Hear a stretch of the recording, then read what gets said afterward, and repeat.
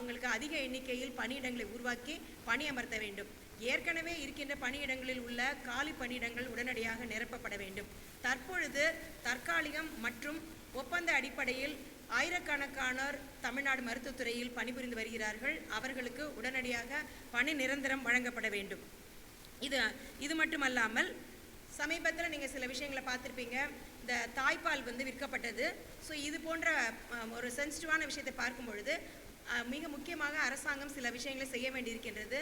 அறிவியல் தொழில்நுட்ப வளர்ச்சியின் காரணமாக மிக குறைந்த எடை 600 கிராம் 700 கிராம் 800 கிராம் எடையுள்ள குழந்தைகள் கூட டேக் ஹோம் என்ற அடிப்படையில் அவர்கள் நல்ல சிகிச்சை பெற்று குணமடைந்து வீட்டுக்கு செல்கிறார்கள். இதற்கு முன்பாக 10 ஆண்டுகளுக்கு முன்பாக பார்த்தீங்கன்னா 600 கிராம் 700 கிராம் 1 கிலோவுக்கு கீழே இருக்கிற குழந்தைகள்லாம் அவங்க சிகிச்சை பெற்று நலமடைந்து வீட்டுக்கு செல்வது என்பது மிக மிக அரிதான ஒன்று.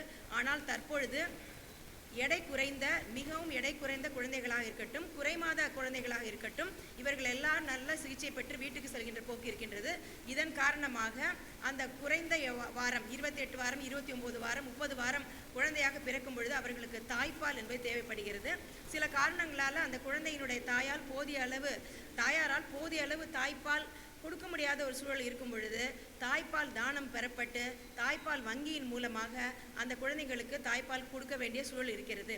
தற்பொழுது தமிழக அரசு மருத்துவமனைகளில் மிக குறைந்த எண்ணிக்கையிலான மருத்துவக் கல்லூரி மருத்துவமனைகளில் மட்டுமே இந்த தாய்ப்பால் வங்கி இருக்கின்றது.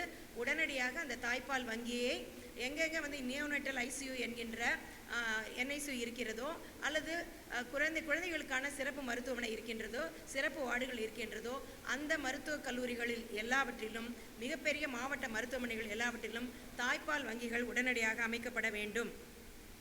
அடுத்தபடியாக தமிழ்நாடு என்பது சமூக நீதியில் மிக மிக சிறந்து விளங்குகின்ற மாநிலம். இடஒதுக்கீடு முறையாக பின்பற்ற வேண்டும். ஸோ இந்த அடிப்படையில் மாண்புமிகு முதல்வர் அவர்கள் பல முன்னோடியான பல திட்டங்களை வகுத்து கொண்டு வருகிறார்கள். ஆளுகின்ற திமுக அரசு அதிமுக அரசு எல்லாமே சமூக நீதியை காக்க வேண்டும் என்ற அடிப்படையில் செயல்பட்டு வருகின்றார்கள். ஆனால் மெடிக்கல் ரெக்ரூட்மெண்ட் போர்டு என்கின்ற மருத்துவ தேர்வாணையம் அதில் பார்த்தீங்கன்னா இப்போ கூட ரெசிஸ்டன்ட் சர்ஜன் என்கின்ற போஸ்ட்டுக்கு கால்ஃபர் பண்ணியிருக்காங்க. சமீபத்தில் 1020 அசிஸ்டன்ட் சர்ஜன் போஸ்ட்டுக்கு பணி நியமனம் நடைபெற்றது. அந்த போஸ்ட்டுக்கு எக்ஸாம் நடக்கும், ரிசல்ட் போடுவாங்க. ஆனால் அந்த ரிசல்ட்டில் பார்த்தீங்கன்னா வெறும் பேர் மட்டும்தான் இருக்கும். அவங்க எந்த வகுப்பை சார்ந்தவர்கள் என்று இருக்காது. ஸோ வெளிப்படைத்தன்மை இல்லை. அப்போ இடஒதுக்கீடு முறையாக 69% பின்பற்றப்படுகிறதா என்பதே மிகப்பெரிய கேள்விக்குறியாக இருக்கிறது என்பதை நாம் பார்க்கின்றோம். ஆகவே ஒரு தேர்வாணையம் தேர்வு நடத்துகிறது. ஒரு 1020 போஸ்ட்டுக்கு 25,000 பேர் எக்ஸாம் எழுதுகிறாங்க. ஸோ அந்த அளவுக்கு மிக மிக காம்படிஷன் அதிகமாக இருக்குது, போட்டி அதிகமாக இருக்கின்றது. ஸோ இந்த நேரத்தில் கம்ப்ளீட் ரேங்க் லிஸ்ட் போடணும். அவங்க எந்தெந்த வகுப்பை சேர்ந்தவர்கள் அந்த லிஸ்ட்டும் வரணும். இப்போ பார்த்தீங்கன்னா சில நாட்களுக்கு முன்பாக கிட்டத்தட்ட தேர்வு செய்யப்பட்ட மருத்துவர்களில் 195 மருத்துவர்கள் பணியில் சேராத காரணத்தினால அவங்க பேரை லிஸ்ட்லேருந்து எடுத்துட்டோம். அதற்கு பதிலாக வேறு 195 மருத்துவர்களை சேர்ப்போம்னு சொல்கிறாங்க. ஸோ கிட்டத்தட்ட ரேங்க் லிஸ்ட் வெளிப்படு மட்டுமே பண்ணிட்டு கம்யூனிட்டி ரேங்க் லிஸ்ட் இல்லைன்னா எத்தனை பேர் போனாங்க, யார் வேலையை விட்டு போனாங்க, யாருக்கு நம்ம அந்த ஆர்டரை கேன்சல் பண்ணியிருக்கோம், அப்பாயின்மெண்ட் ஆர்டரு. ஸோ அந்த இடத்துல வரக்கூடியவர்களுக்கு இப்போ எம்பிசி ஆர்டர் கேன்சல் ஆயிடுச்சுன்னா அந்த இடத்துல எம்பிசி தான் வரணும். எஸ்சியோட ஆர்டர் கேன்சல் ஆயிடுச்சுன்னா அந்த இடத்துல எஸ்சி மருத்துவர் தான் சேரணும். ஆனால் இதெல்லாம் முறையாக பின்பற்றப்படுகிறவா என்ற எந்த விதமான வெளிப்படைத்தன்மையும் அந்த மருத்துவர்களுக்கு இல்லை. அவங்க மிகப்பெரிய குற்றச்சாட்டாக சொல்லியிருக்காங்க. உடனடியாக MRBயை அவங்க ஏற்கனவே போட்டிருக்கிற லிஸ்ட்டில் கம்ப்ளீட் ரேங்க் லிஸ்ட்டு போடணும்.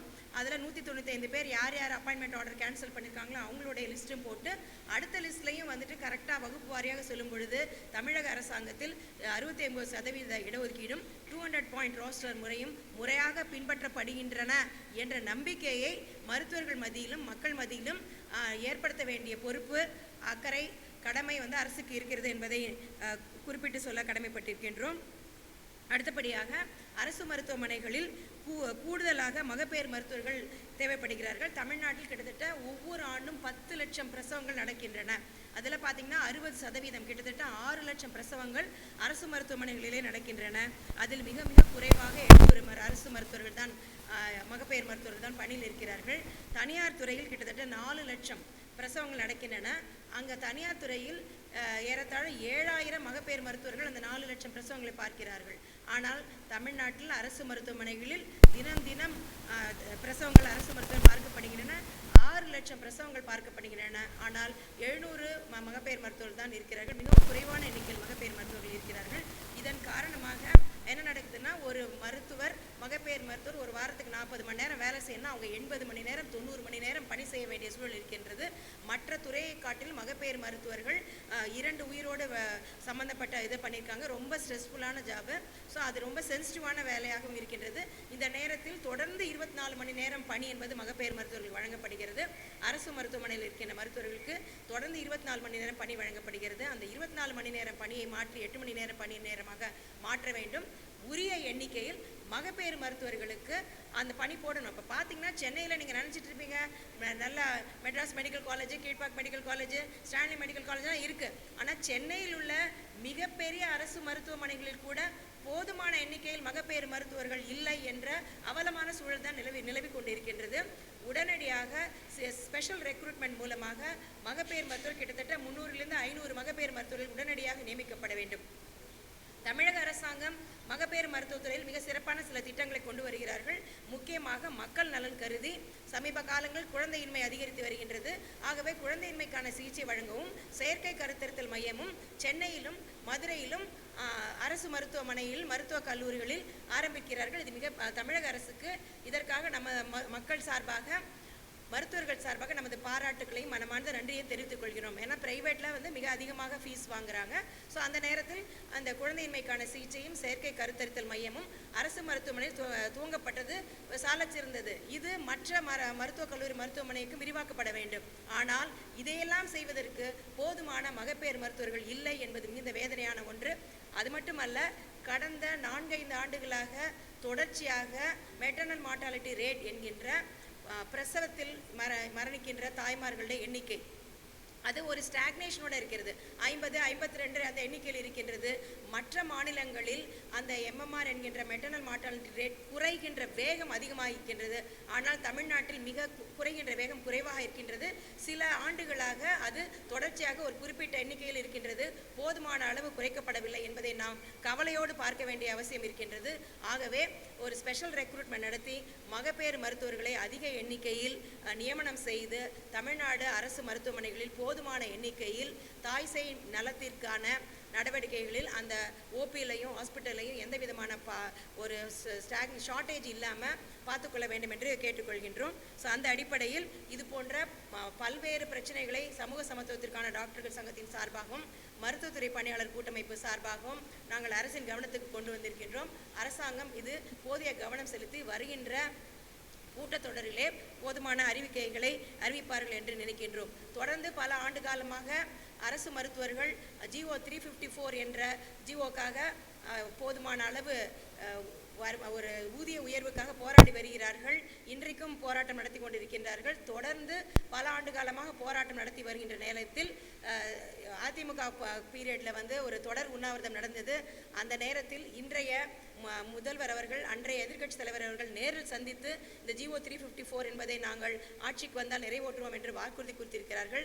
இருந்தாலும் ஆட்சிக்கு வந்து 2 ஆண்டுகளுக்கு மேலாகியும் அரசு மருத்துவர்களுடைய இது மிக முக்கியமான நியாயமான கோரிக்கை நிறைவேற்றப்படாத சூழல் இருக்கின்றது. ஆகவே மாண்புமிகு முதல்வர் அவர்கள் உடனடியாக அந்த GO 354 என்கின்ற பே பேண்ட் 4 ஒரு 13 ஆண்டு காலம் அவங்க சர்வீஸ் பண்ணும்போது வழங்க வேண்டும்.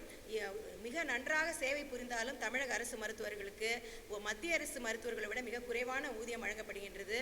தமிழக அரசிலேயே வேலை செய்கின்ற மற்ற ஆர்ட்ஸ் அண்ட் சயின்ஸ் காலேஜில் இருக்கிற ப்ரொஃபஸர்ஸை விட மிக மிக குறைவான ஊதியம் வழங்கப்படுகின்றது. இப்போ பார்த்தீங்கன்னா ஆர்ட்ஸ் காலேஜில் இருக்கிற ப்ரொஃபஸரை விட மெடிக்கல் காலேஜில் இருக்கிற ப்ரொஃபஸர் ஆப்ரேஷன் பண்ணுறாங்க, மெடிக்கோலிக்கல் ஃபேஸஸ் பண்ணுறாங்க, நைட் டியூட்டி பண்ணுறாங்க, மிக அதிகமான பொறுப்புகளை சந்திக்கிறார்கள். ரொம்ப ரெஸ்பான்சிபிளாக வேலை செய்யும் பொழுது ஆனால் அவர்களுடைய ஊதியம் என்பது மிக மிக குறைவாக இருக்கிறது. தொடர்ந்து அரசு மருத்துவர்களுடைய நியாயமான கோரிக்கையை புறக்கணிப்பு செய்வது தமிழக அரசுக்கு நல்லதல்ல. இதன் காரணமாக இந்த சட்டமன்ற கூட்டத்தொடரிலேயே அவர்களுடைய நியாயமான கோரிக்கைக்கு தகுந்த அறிவிப்பை வழங்குவார்கள் என்று எதிர்பார்க்கின்றோம். ஆகவே தமிழ்நாடு டெங்கு கொசு ஒழிப்பு முன்களப் பணியாளருடைய கவனஈர்ப்பு ஆர்ப்பாட்டம் வரும் ஞாயிற்றுக்கிழமை ராஜரத்னம் ஸ்டேடியம் அருகிலுள்ள எழும்பூர் சென்னையில் நடைபெற இருக்கின்றது. காலை 10 மணி அளவில் அவர்களுடைய நியாயமான கோரிக்கையையும் அரசாங்கம் நிறைவேற்றி தர வேண்டும் என்று தமிழ்நாடு மருத்துவத்துறை பணியாளர் கூட்டமைப்பு சார்பாகவும் தமிழ்நாடு டெங்கு கொசு ஒழிப்பு முன்களப் பணியாளர் சங்கத்தின் சார்பாகவும் கேட்டுக்கொள்கிறோம். கொடுக்கலாம். நன்றி.